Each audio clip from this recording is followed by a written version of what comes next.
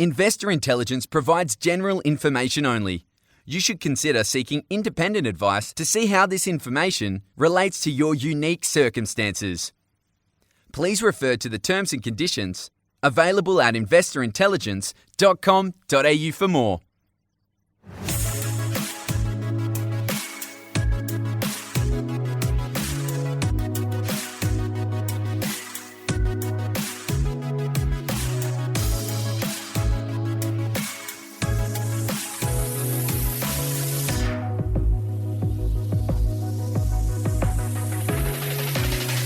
Hi guys, welcome to this week's episode of Investor Intelligence, brought to you by the team at the Property Mentors. It's your weekly podcast for all things investment.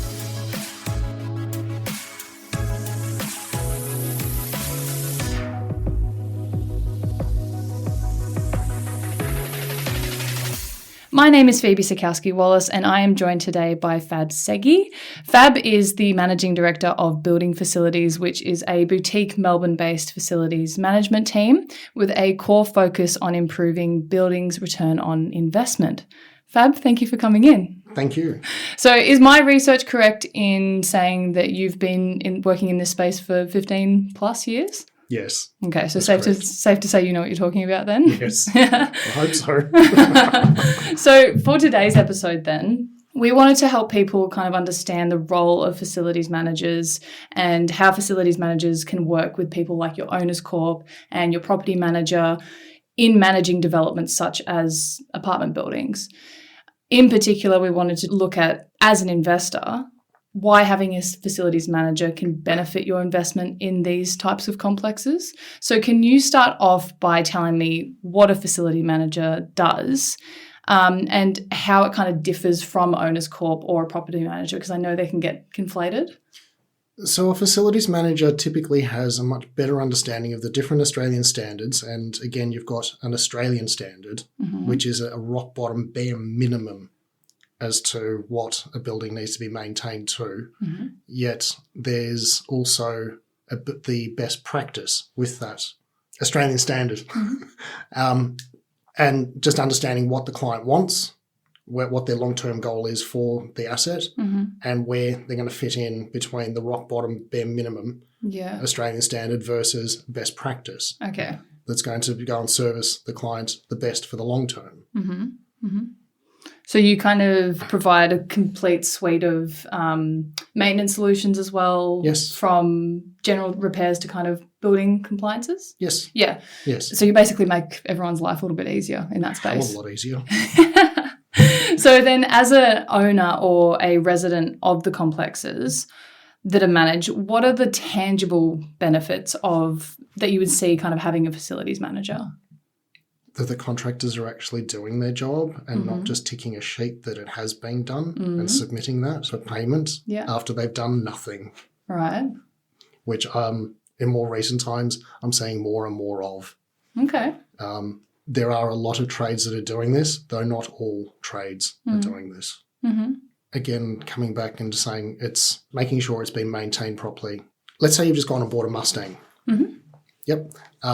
And you'll take it into Ford to go and get the oil changed, and the oil will be changed, and you'll be able to keep driving with it. Yet you go and take it off to backyard mechanic down the street he'll go and charge you less than what Ford would to go and maintain the vehicle. But has the backyard mechanic gone and changed oil? Has he gone and checked the brakes? Has he gone and plugged in a computer and checked the diagnostics on the vehicle? Has it all been done properly? So a facilities manager would be like taking your building to your Ford dealer or to your dealership to go and get the vehicle maintained properly or the building maintained properly. Okay, that's a pretty good analogy actually. So you guys are a little bit more on-site and Owners Corp are probably a little bit more in the background. That's correct. Yeah, okay, so that's kind of the main difference there.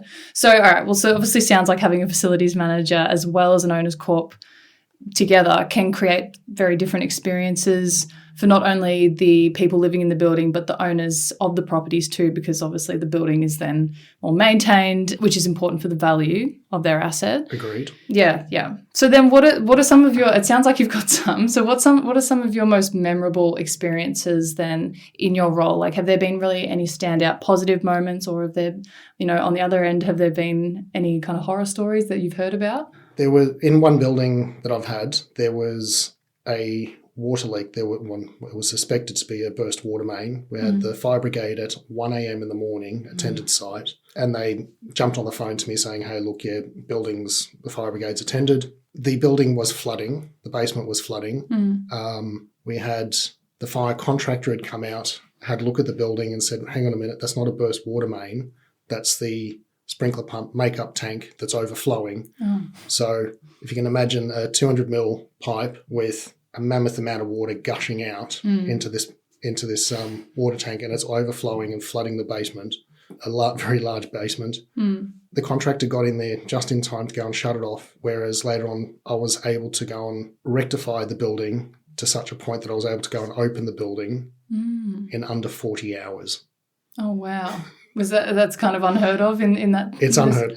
There was another building down the street that had something similar happen, and that was out of action for 6 months.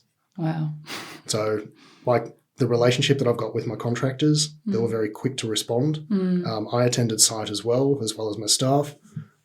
We put our heads together. I even got the electrician out there to go and make sure that the place is safe for the contractors to go and work out what and how things have happened downstairs in the basement. And we managed to go and get all the water pumped out, checked out all the equipment. There was some rectification works. Because the equipment wasn't sitting underwater for too long, it was able to be rectified. Oh, good. Whereas had it had been underwater for too long, it would have been pull it out, put something new in, which would have taken a hell of a lot longer. So would you say one of your roles then is to maintain a really good relationship with particular contractors that you know and trust? 100%. Yeah, okay. Instead of just Googling the closest one or... No. Yeah. No. And then that's one of the reasons the building gets more looked after, because you've built a rapport with these people, you know their work, you know that they're reliable. And they're very, very happy to go and work with me. So I'm very, very transparent, and they know exactly where they stand with me and where my expectations are. Have you got any sort of standout positive experiences that you've had in your role? That was one. So well, I just loved how all the contractors came together and we all worked for 20 plus hours non-stop to go and get the building back open, because I said I wanted it open in 24 hours. It took 40, but... yeah, so it started off as a negative, but you turned it into a positive. Oh, absolutely. Yes, gotcha. In hindsight, it was just a beautiful experience. Okay, amazing. With all the contractors, and I can't thank them all enough. Do you have a question about investing that you'd like answered?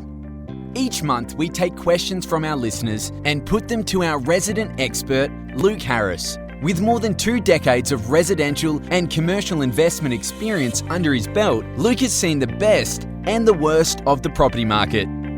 Have a burning question you want answered on an upcoming episode? Visit investorintelligence.com.au/questions and ask us today. So, Fab, we ask all of our guests this. What would be your key piece of advice for either someone who would want to get into the business that you're in, or even just kind of a key piece of advice for investors in this space? Scratch the surface a little bit more. What do you mean by that? I suppose I can use a more recent example. There was a contractor that had come to, an engineer that was engaged to go and have a look at a residential building that had a number of water leaks in it. The building's a number of years old. The engineer came back with a very high 6-figure repair bill for the water leaks, and again came back with one price for that amount. I got asked to come on in to go and tender to get a few other prices, and I saw straight through what was written. It all didn't make sense. Scratched the surface a little bit more and found that it was meant to be a very in-depth report. And on one of the pages it had written that the whole report was nothing more than a visual inspection, and there was no proof that any of this even needed to be remedied. Right. So is a lot of this stuff quite easy for most people to overlook, but someone like yourself with your experience is what you can see through these things? Well, again, if you go and engage an engineer, you'd expect an engineer to go and give you high-level stuff because you're paying a very handsome figure. Got an engineer that you expect the best from an engineer, and it's not always delivered. Yeah. And there's been a number of times across a number of different buildings where an engineer's come in with a solution that's a complete overkill and completely miss the point of what they were meant to be there for in the first place. I'd highly encourage they engage a property professional, such as the property mentors or even building facilities to go and scratch the surface a little bit further, go and see how they operate, go and have a look around a building. Actually, here's an excellent example. I went for a walk with a buyer's advocate to go and have a look at a 1960s build apartment building next to the botanical gardens there. So location's amazing. And the both of us are looking at, it's like, right, you've had your water meters upgraded, you've had a number of you've had all your timber windows that would have originally been installed with the timber windows, have all had metal frame windows installed throughout the whole property. There's new carpet throughout the stairwell. And it looked like a very active owner's corp. Right, okay. Versus another building that none of that's been changed, and there's very, very green grass in and around the front water meter. Okay. Which is suggesting that it's leaking. Oh, okay.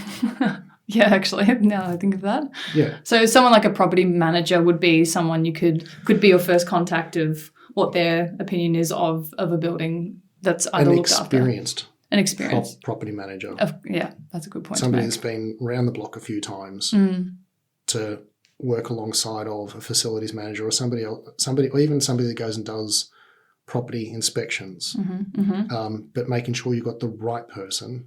Because I've also heard stories where you've had building inspections where they'll have a look on the inside. It's like, oh yeah, okay, cool, everything's fine. Well, again, another tick sheet, tick. The building's fine. Has it got termites? No, tick. But they haven't even crawled in underneath the building to go and have a look at the foundations. Right, okay. Yeah, you go and have a chat to another building inspector and they'll go and they'll pull on the overalls, they'll crawl in underneath and it's like, right, all the floors rotting out, all the wood's rotting out underneath the shower. There's a huge leak underneath the shower basin. You've got a heap of termite damage here. It looks like you've got active termites. Cross. Yeah. This is no good. Yeah, you need to go and fix it. Yeah. Or I wouldn't touch this with a 10-foot pole. Right. So you got to find the ones they're not afraid to get their hands dirty. Agreed. Yeah. Agreed. Oh, actually, and another one that I love, anything built in the last 25 years, have a look underneath the balconies. And I'm sure you've been walking through caves and stuff and seen the stalagmites coming down. Yeah. Have a look underneath the balcony. Oh God, I don't want to and now. See if you've got any stalagmites coming down, or if there's any white fluff. That's indicating there's a huge water leak, and that's the beginning of concrete cancer. Please Google what concrete cancer looks like. Concrete cancer is what brought down the Miami Towers. Oh wow, okay. From the swimming pool on the roof, was leaking all the way through the building into the foundations in the car park. Wow. And it had been leaking for a number of years, and concrete cancer's gone and destroyed the foundations, and down the building came. And how much did that go and cost? I bet a lot. Yes. Yeah. Okay, so at the end of the day, your key piece of advice is scratch the surface. Scratch the surface. Okay. Yeah. You can paint a mural on an outdoor toilet, but it is still at the end of the day an outdoor toilet. Fascinating. Well, I suppose, yes, you can go and spend the money on having a facilities manager on site, but long term, are you saving money having a facilities manager on site? Yes. Because maintenance is getting done right. We're actually coming back to the Mustang. You've changed oil. The Mustang's going to last a lot longer having had change of oil versus not changing the oil. Yeah, that goes for a lot of things, making sure you've got the right team around you so that, in the long run, you're not spending more making up for the mistakes that you made. Absolutely. Yeah, no, 100%. I get that. Absolutely. Well, Fab, thank you so much for your time today. I know it's quite a niche topic to talk about, but I think it's a really important one because I think it's one that kind of maybe flies under the radar. Oh, absolutely. Until people are, in the world of investing, until they start buying. So I think it's really important to differentiate between what the different roles are in this space. So Agreed. Thank you for your time. Thank you.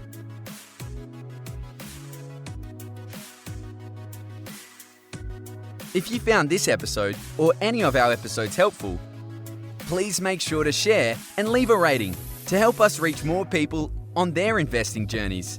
And of course, subscribe to be notified when new episodes drop.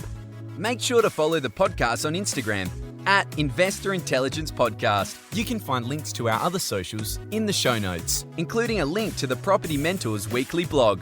If you're ready to get your property portfolio in shape for financial freedom, check out Luke's latest book, Property Fit. You can get yourself a copy at www.propertyfitbook.com.au.